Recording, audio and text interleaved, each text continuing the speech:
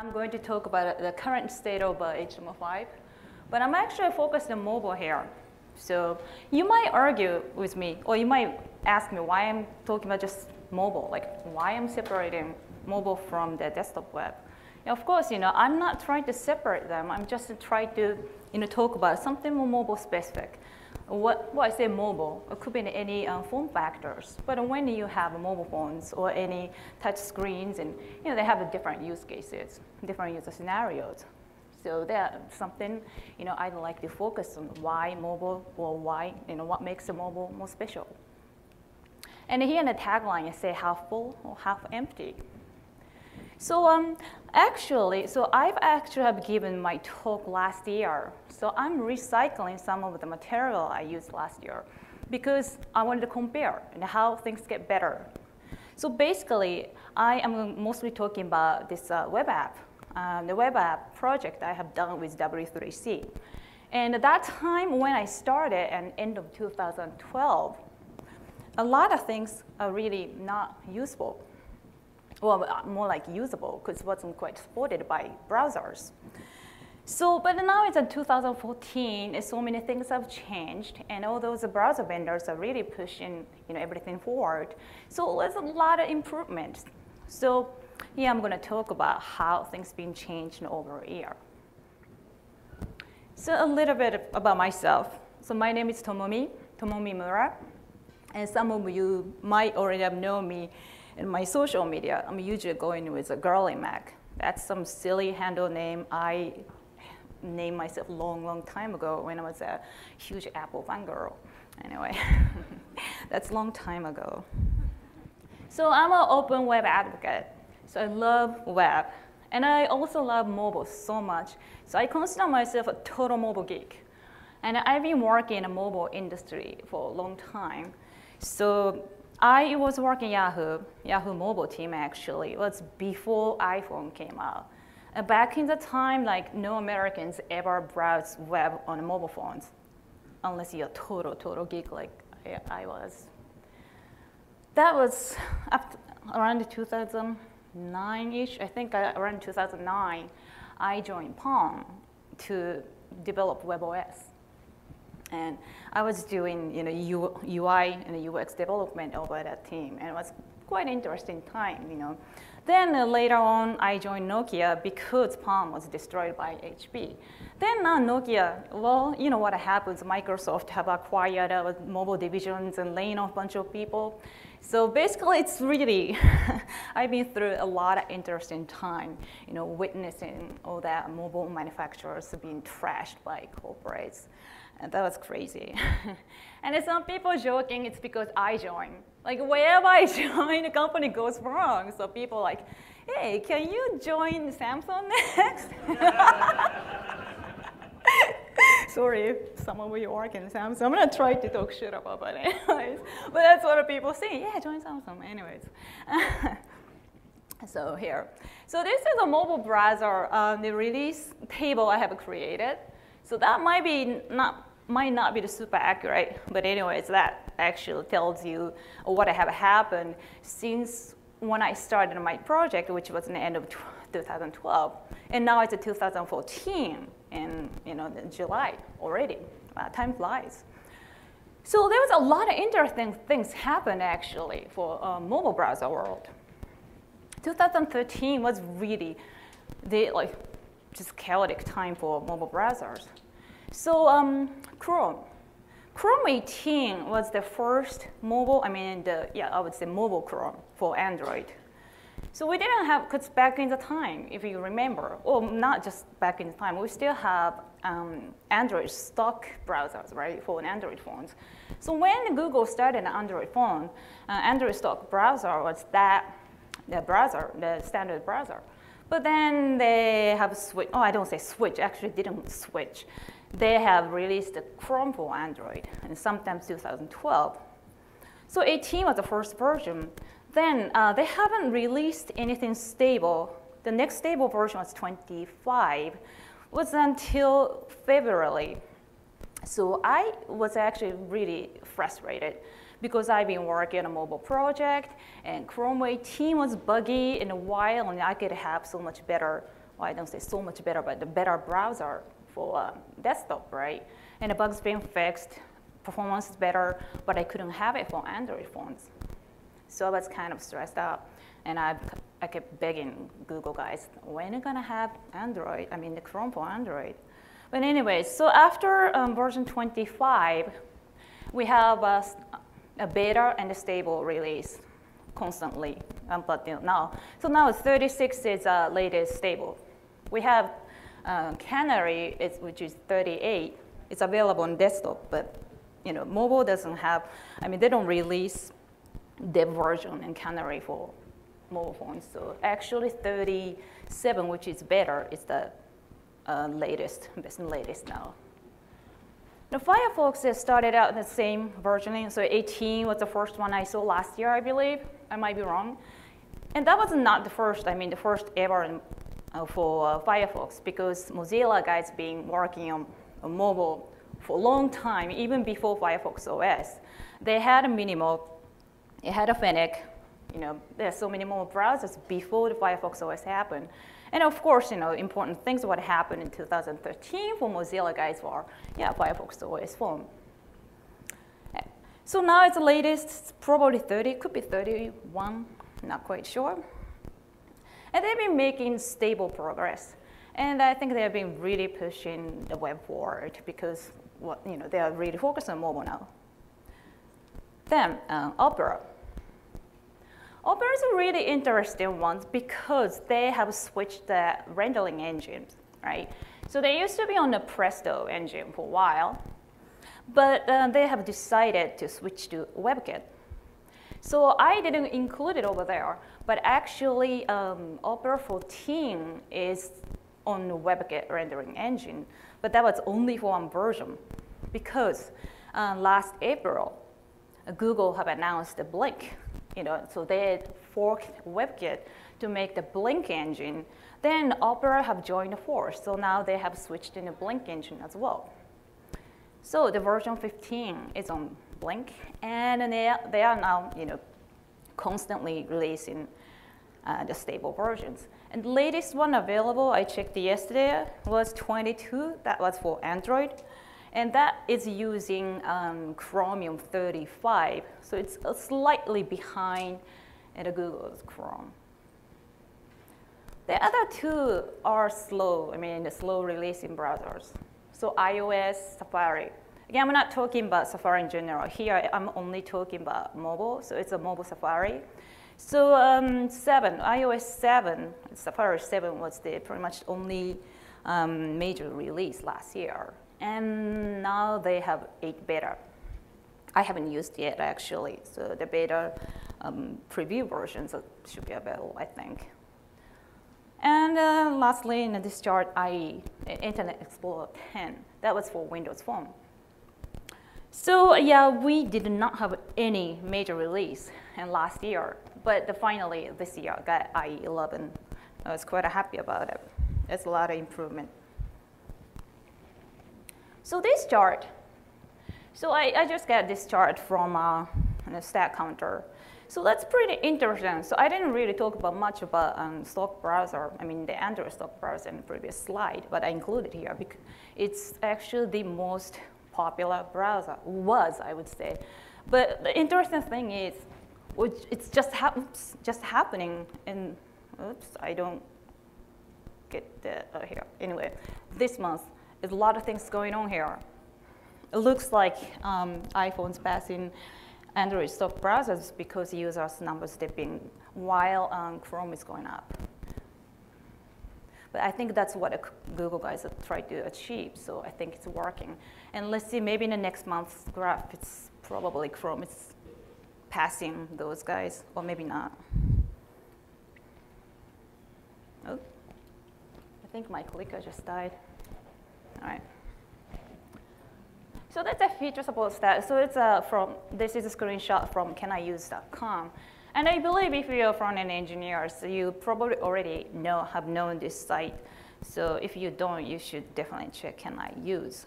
So yeah, you see all those supports, HTML feature supports here, and red to green, which is good progress. You see some orange I think I really died. Yep, the orange out there.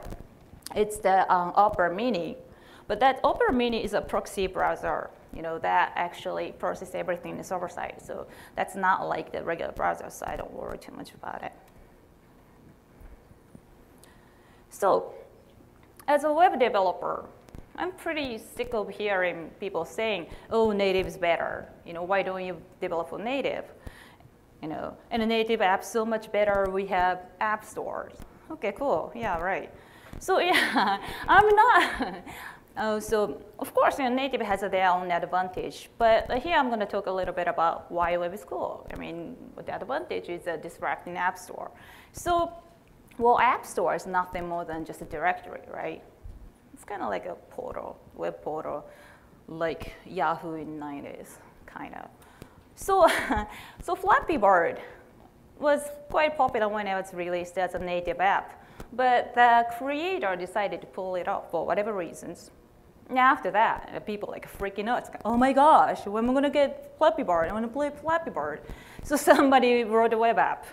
And you don't have to have approval from Apple, right? Apple, doesn't approve your app if it's ugly or something. But yeah, so somebody made a Flappy Bird in a web version, and it just released it, and it's like, woohoo, you can play in a browser. You don't need to buy or just download anything. You just launch in a browser, you can play. And another good example was 2048, or 2048, whatever that is. So some guy released it on GitHub as open source. And and again, you don't have to get this app from App Store. Or actually, if you go to an App Store, you can find like gazillions of 2040 clones. But anyways, this runs on a browser just fine. Works on touchscreen as well, and it's pretty cool. And even cooler, when you release your web app as open source, well, the fellow developers out there can fork them, right? So this is what happened. Flappy Dodge and Dodge 2048. That was awesome. And sometimes, you want to play now, and you have so much time to play with, or maybe you want to just practice coding or whatever, or you want to just simply have the best of the both world. So you want to have something like the Flappy 2048.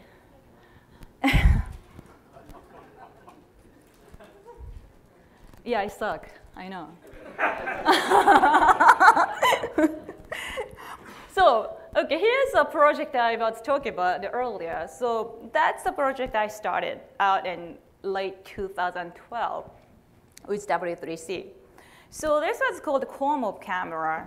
Well, Core Mob means that was actually a community group name, Core Mobile Platform Community Group or something like that. Now we changed the name to Web Mob because we didn't want to focus only on mobile. We want to just have web and mobile.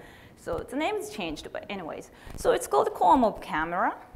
Basically, what it is I tried to make Instagram-like app running in a browser by using HTML5 new features. So it's pretty experimental, was.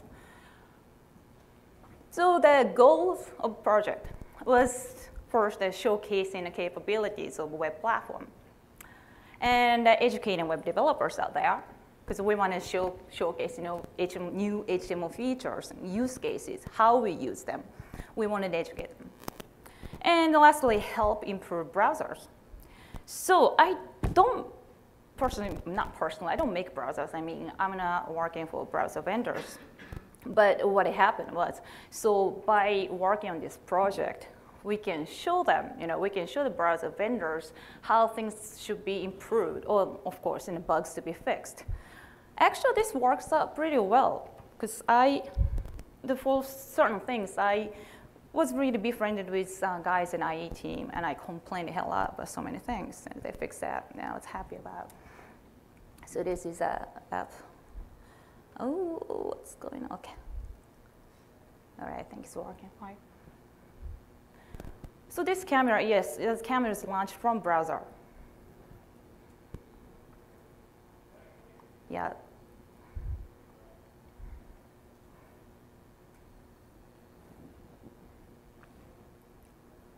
And applying filters, just like Instagram. And saving this in a browser. So for the experiment or for the demo purpose, we just decided to save locally in a browser instead of saving a server.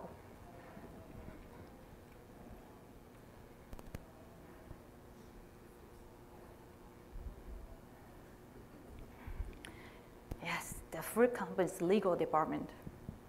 They're working right next to my office.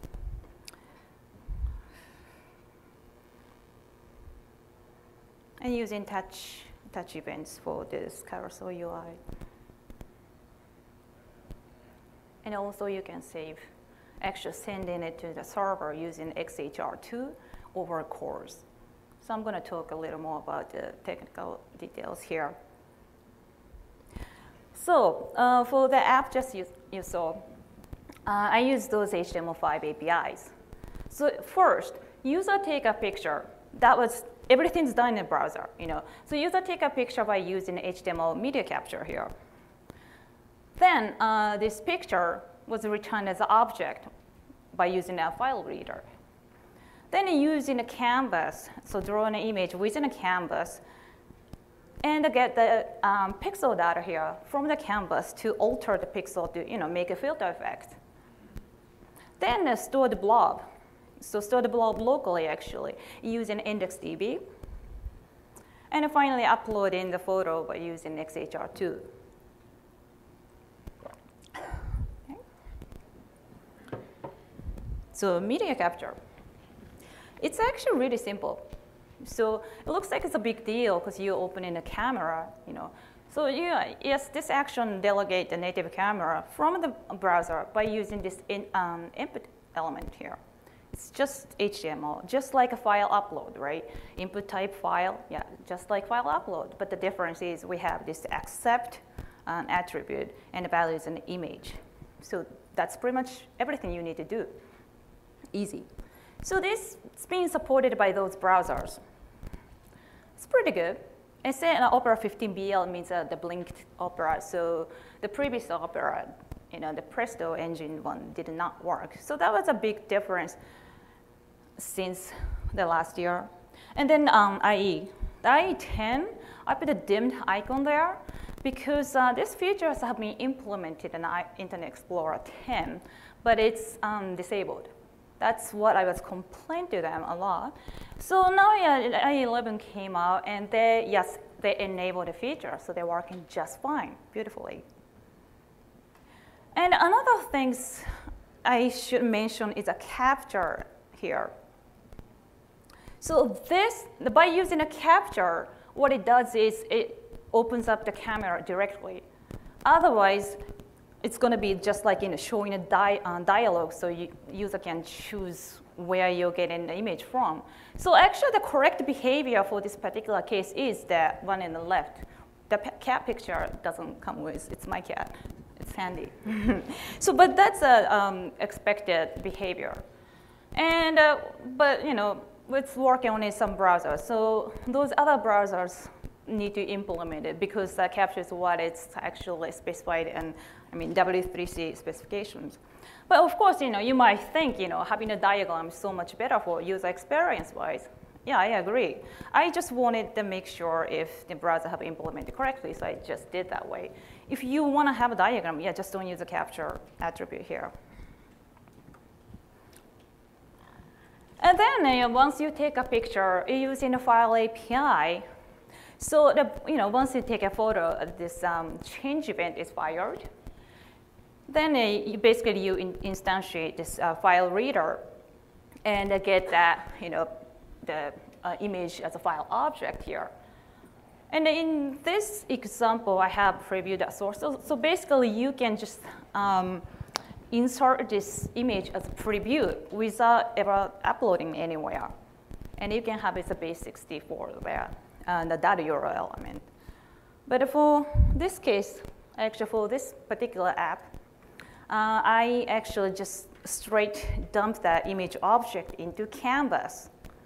So yeah, so you can draw image, so you can just dump the whole JPEG into the Canvas and get the use the getImageData method to get the information of each pixel. Information of each pixel means RGBA. And I didn't use alpha for this particular case because all I need is altering colors, right? So basically, I tweak RGB value to make a filter effect. And you might ask why I didn't use CSS3. Because CSS3 comes with like really fancy filters, right? You don't need to write extra algorithm and such. Right, I mean, I wish. Or maybe I would say not a wish or so. So it's not like I didn't use because browser doesn't support. What's true, actually, what wasn't supported at that time. But CSS doesn't alter the information of pixel itself. I mean, it doesn't alter the image. It's just a visual representation, right? So it looks like, you know, like grayscale, sepia, and such, but it doesn't change the original image. So if you try to save the photo, I mean, even if it looks sepia, it's still, you know, you'll save in the original photos. But by using Canvas, it's actually altering your original image here. Anyway, enough about Canvas. So Canvas, yes, Canvas is really well supported by modern browsers. I didn't see much difference in last year and this year. Only difference I see is performance. So now, you know, minimal devices using hardware acceleration. So Canvas actually works pretty fast.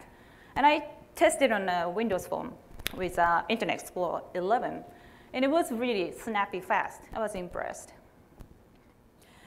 So the IndexedDB. So once you alter the image, you save this into the browser. So I use IndexedDB because that was a proposed web standard, right? But that gave me a huge pain when I was working on this project because, well, it's not just because many browsers don't support. The specification was unstable back in the time, so some browsers using old specs, some using new, it's all mixed. It was a mess. But anyways, so this is how you know, the feature detective IndexedDB is supported. And if it's supported, or just open up whatever the DB you name it, and the whole operation's done asynchronously. In the supported browser now, those browsers. So changes from the last time I was talking about this on the, I gave this talk was more browser support, which is great. So now Android stock browser, Android 4.4 supports. And at WWDC, and a few months ago, Apple have announced IndexedDB support in Safari 8. Woohoo! Because I really didn't expect it to happen, so I was happy to hear about that. So that, yeah, again, that was last year. So support was pretty poor. Opera was a Presto, Android stock browser, Safari didn't support it at all. And for this case, I wanted to say blob, right? Because I have an image, a JPEG. I wanted to save in a blob. And Firefox was the only browser I supported. So for the other unsupported browsers, I had to use .url string. So I was saving like long string into the IndexedDB. And this is this year now. Oh, yep, so I'm so happy now. It's all major browsers supporting this, or will support, which is great. And I feel like it's finally, IndexedDB is something maybe we can use, because currently, well, it's not ready. I mean, we probably need polyfill. Might, you know, use the help of WebSQL as well. WebSQL used to be a web standard, which was supported by Apple mostly, but it no longer is deprecated. And the blob support, and the great news was Chrome 37 starts supporting blob, which is great. So now finally Firefox is not the only browser support blob, so now 2 browsers. And Opera, currently the latest Opera from Android is 22, which is using Chromium 35, means, you know, it's 2 versions behind, but that means they're going to support it pretty soon. I'm really happy about this. And Safari 8, I haven't used yet, so I don't know. I hope it does. Kind of doubt it. Oh, I wouldn't say. And another great thing is, yeah, you can inspect the IndexedDB in a Chrome using a dev tool, which I find it's quite useful because you can visualize what you have in the DevTools, right? So I don't know. My clicker stopped working, but it's basically this part here is a blob. So yeah, I find it supporting. Oh, it's not related, but this is a new feature too. This device mode. It just came in Canary, so you have to use from 39, I think. It's new, so it looks like it works great when you're working on responsive designs and such. I find it's useful. And XHR2. So you know XHR, all the Ajax-y stuff is happening by using XHR. But it's 2, now we have form data. So you can instantiate form data. You can append, in this case, a blob directly. Just like appending stuff in a form. You don't have actual form, but you can append it whatever. And that's pretty great support. Even in last year, I find most browsers do support this just right, and I was happy about. And there's some extra events like progress you can use, so you can show some uploading status just like that. I find it's quite useful. And of course, so yeah, traditionally, when we're talking about Ajax, we're talking about just, have to be this, a request has to be done in the same domain, right? But now we can use core, so we can just get the data in and out and outside of your domain. So this is actually an example how you do it in Apache. So it's not like what front-end engineers can do in our code. It's more like, service providers have to set it. Let's say, like you have APIs, right? So yeah, like REST APIs. And if you have course set accept from extra domains, you don't have to use something like JSONP, and it's kind of annoying stuff like that. And I find something like Foursquare APIs, Foursquare allows this, so I can just use it. Or like a Google Maps API does that too. So it's pretty useful. And the touch events here. So that's touchy. It's really touchy subject for a while because, well, actually, so basically I was using these touch events for the carousel UI. Many people don't like carousel UIs, but I use it because I was making this for mobile, right, for mostly touch screens. So I find it's kind of useful. So anyway, so I just decided to use it. So anyway, so I use this touch start, touch move, and touch end events. But then, well, it's annoying because this doesn't work on a desktop when I'm testing because touch events doesn't trigger like a mouse events, right? So I have to implement mouse down, mouse move, mouse up to do it. And the reason I say it's touchy subject is because, well, when we're talking about web standard, like open web standard, well, if somebody tried to patent something, it cannot be really open, right? So this version 1 touch events was, well, actually done by Apple, and they were talking about some patent stuff, so we weren't sure if we could make it as a web standard. So there are a lot of issues about this event. But, so sometimes in the end of, I believe, 2012, Microsoft came up with this idea about point events.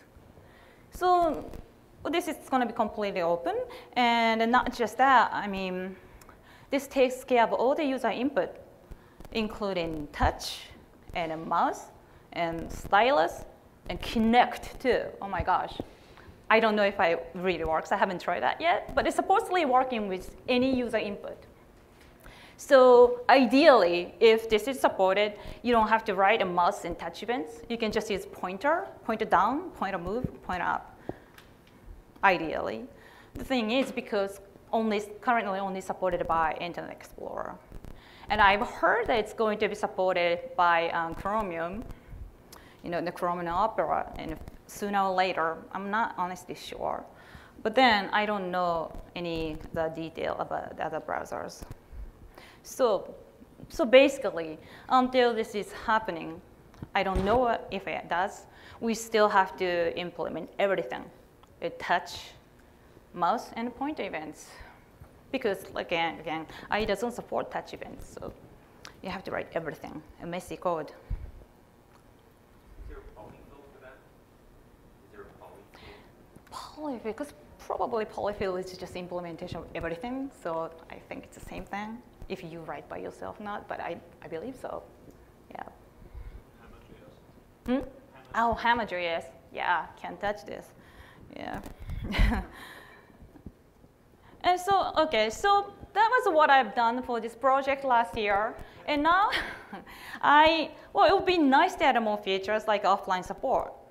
So I didn't make this app supporting offline because app cache was a douchebag, right? That's what Jake Archibald said. And it wasn't quite working, so I just decided not to even bother.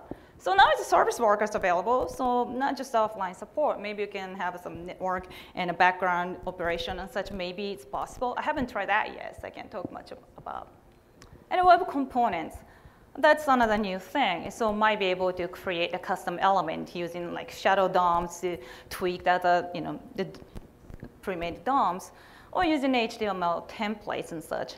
I play with Polymer, and it's quite interesting. So I like the idea about making UI modular. So I might want to do that later on. So this is on GitHub. And I know no one uses a QR code, but anyway, this QR code takes the app directly. I love QR code, though. I know I'm the only person.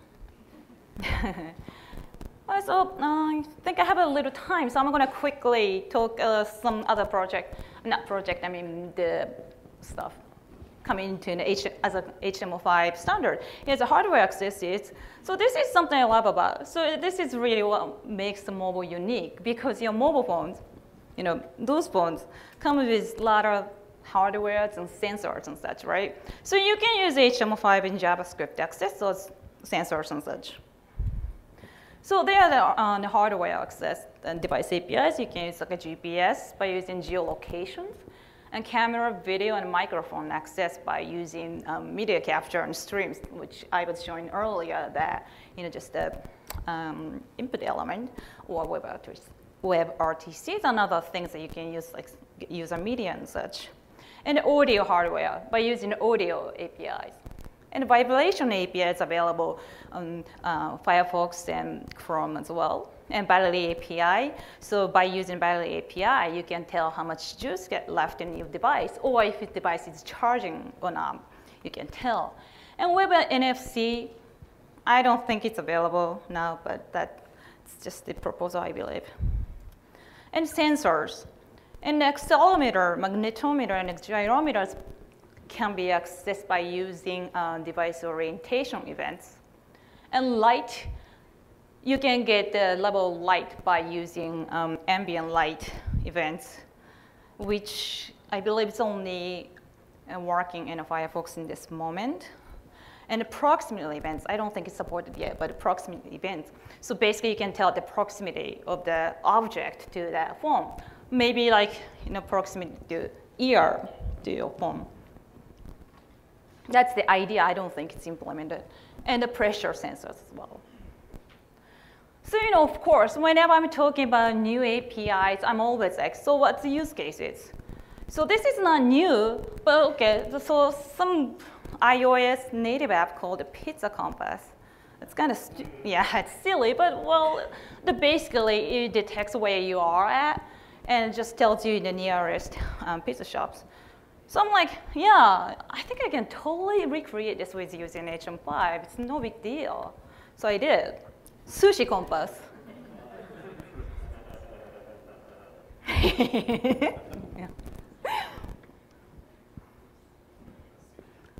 Yeah, so using compass here, geolocation and compass.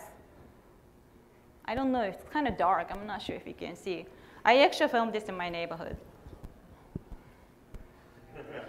Tada! Sushi-don! It's actually a really good sushi place. It's always a long line, a whole bunch of people. So they're actually watching me doing that and filming, so that's kind of embarrassed. So yeah, I use compass, so device orientation event and geolocation. And I also use Foursquare APIs for that, the sushi shop information here. So anyway, I have so many things I want to talk about, especially for like device APIs and such, but I'm kind of running out of time. So keep up to date. So, well, I was talking about a lot of APIs already have there, or it's just proposed. Maybe have implemented in some browsers, but not all. So, well, you want to know what's going on, like a status. So there's a website. Actually, there are some websites you can go. So one is chromestatus.com/features. So that's, well, obviously, it's done by Google.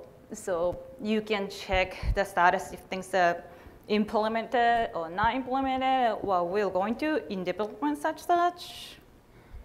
And the Microsoft has this status.modern.ie. So they are all alphabetical orders, and they are telling you if the things are implemented or not. And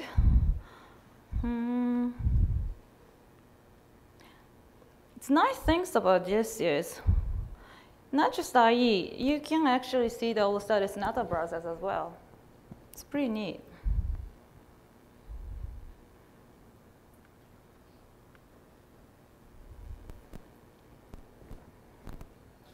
So, well, glass is half full or what? Well, you decided. So thank you very much. And if you have questions, yeah, I'm here. You can ask now or later. I'm hanging around here, so I think I'm running out of time anyway.